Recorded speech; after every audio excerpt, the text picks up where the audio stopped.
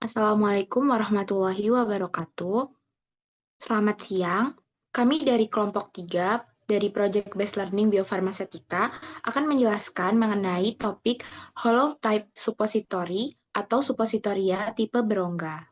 Next.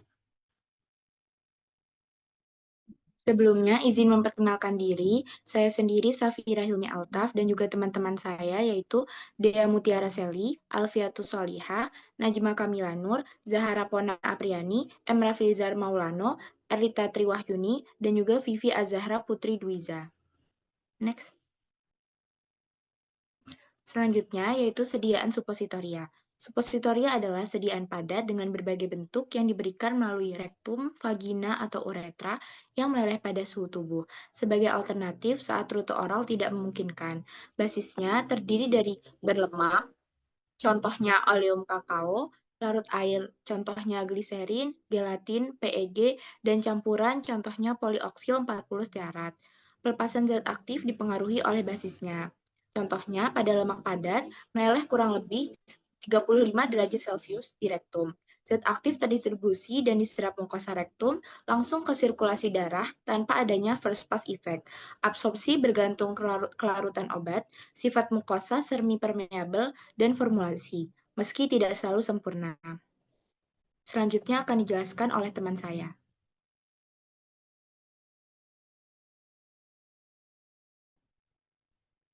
Hollow type suppository itu atau suppositoria berongga merupakan sediaan obat rektal yang memiliki rongga di bagian tengah sebagai tempat zat aktif, sehingga obat tidak dicampurkan langsung dengan basis suppositoria. Basis berfungsi sebagai cangkang yang akan meleleh setelah diberikan secara rektal, kemudian melepaskan obat dari rongga. Sistem ini memungkinkan pelepasan obat lebih cepat, mengurangi interaksi antara obat dan basis, serta meningkatkan bioavailabilitas obat. Hollow type suppository termasuk dalam sistem penghantaran obat rektal dengan pelepasan dimodifikasi yang dirancang untuk meningkatkan efektivitas dan keamanan terapi. Selanjutnya akan dijelaskan oleh teman saya.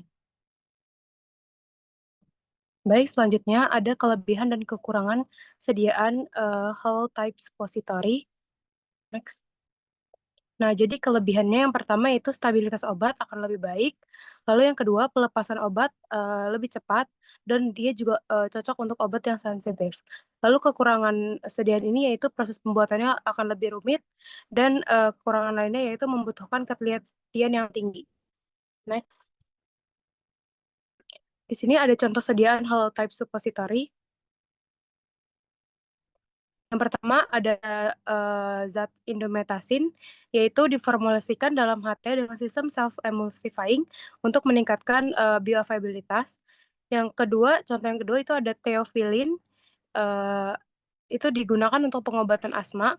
HT di sini dikembangkan untuk memberikan pelepasan obat yang lebih terkontrol.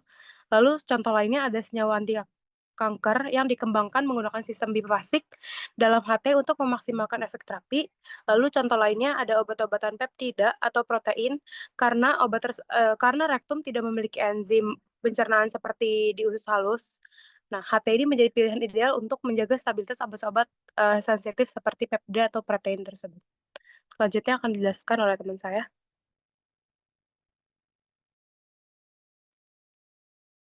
Selanjutnya ada mekanisme pelepasan dan penghantaran obat rektal pada hollow type suppository.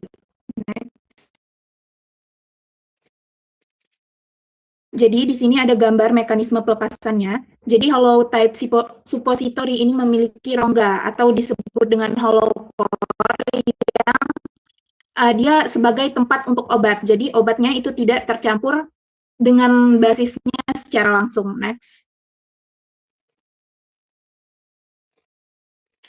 Untuk mekanismenya, tahap 1 yaitu pelarutan basis. Jadi setelah suppositoria ini dimasukkan ke dalam rektum, untuk basis lemak sendiri dia akan meleleh pada suhu tubuh kurang lebih 37 derajat Celcius. Kemudian untuk basis hidrofiliknya dia akan melarut dalam cairan rektal. Kemudian tahap kedua, terbukanya rongga supos. Jadi pelelehan atau pelarutan basis menyebabkan dinding rongga itu kehilangan kekuatan, sehingga HT terbuka, rongga yang terbuka memungkinkan obat keluar langsung ke lingkungan rektal tanpa harus berdifusi melalui basis. Next. Oke, baik. Selanjutnya tahap yang ketiga yaitu proses terjadinya keluar obat dari dalam rongga. Jadi obat di dalam rongga itu dapat berupa serbuk, parutan, ataupun suspensi. Kemudian tahap yang keempat, setelah keluar dari rongga, obat berdifusi ke dalam cairan rektal di sekitar suppositoria. Lalu selanjutnya tahap yang kelima, obat yang keluar akan menempel pada mukosa rektum. Untuk obat yang lipofilik atau non-ionik, dia lebih mudah melewati mukus. Namun untuk yang obat hidrofilik atau ionik, dia difusinya lebih lambat. Next.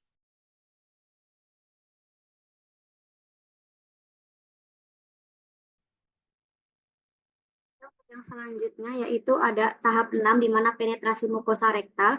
Obat yang telah mencapai mukosa itu akan berdifusi transseluler dan paraseluler. Untuk transseluler itu utamanya untuk obat lipofilik, sedangkan untuk paraseluler itu terbatas di mana molekul yang kecil dan hidrofilik.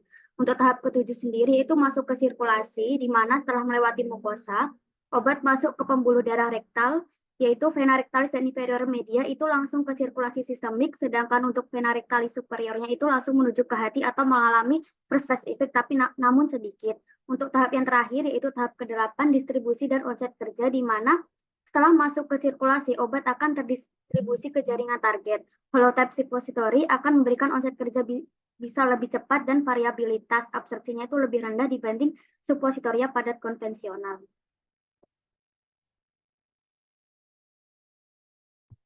Selanjutnya ada fungsi dan manfaat sediaan holotype suppository. Next.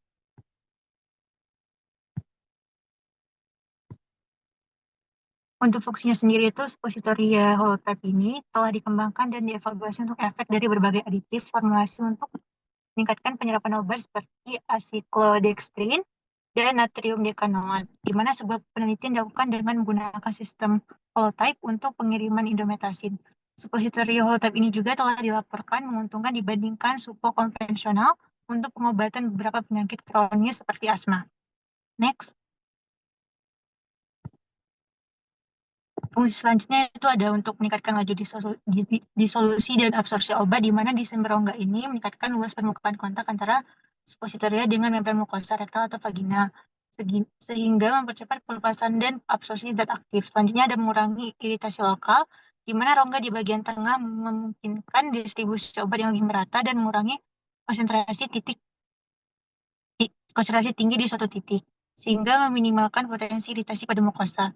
Ini ada meningkatkan kenyamanan pasien untuk di mana dapat mengurangi tekanan pada dinding rektal atau vagina. Lanjut, kontrol pelepasan obat, di mana desain holotype ini memungkinkan kontrol yang lebih baik terhadap profil pelepasan obat yang dapat dimodifikasi sesuai kebutuhan terapi. Selanjutnya ada menampung cairan atau formulasi khusus, di mana rongga dapat diisi dengan larutan obat, gel, atau bahan aktif lain yang memerlukan proteksi dari basis suppositoria atau memerlukan pelepasan terpisah. Selanjutnya akan dijelaskan oleh teman saya.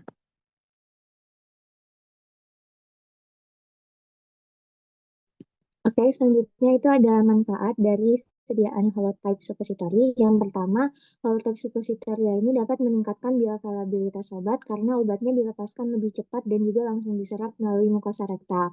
Selanjutnya, yang kedua, desainnya berongga yang memungkinkan pelepasan obatnya yang lebih cepat dan juga terkontrol dibandingkan dengan suppositoria konvensional.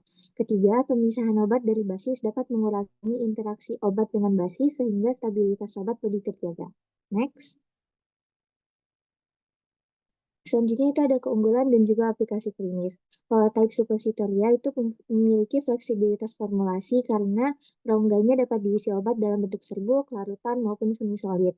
Dan sediaan ini cocok untuk terapi lokal rektal karena dapat meningkatkan retensi obat di area target dan juga efektivitas terapi.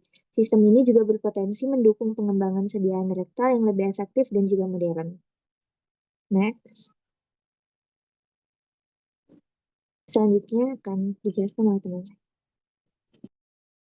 Selanjutnya yaitu kesimpulan, holotype Supositori merupakan inovasi sediaan rektal dengan rongga tengah terpisah dari baris yang dirancang untuk meningkatkan stabilitas obat dan mencegah interaksi obat dengan basis. Sistem ini memungkinkan pelepasan zat aktif yang lebih cepat dan terkontrol, sehingga meningkatkan bioavailabilitas serta memberikan onset kerja yang lebih efektif dibandingkan supositoria yang konvensional. Dengan fleksibilitas pengisian rongga berupa serbuk maupun cairan, HT menjadi solusi ideal untuk penghantaran obat sensitif seperti protein atau terapi penyakit kronis dengan risiko iritasi mukosa yang lebih rendah. Next. Selanjutnya ini daftar pustaka, dapat di-scan barcode-nya.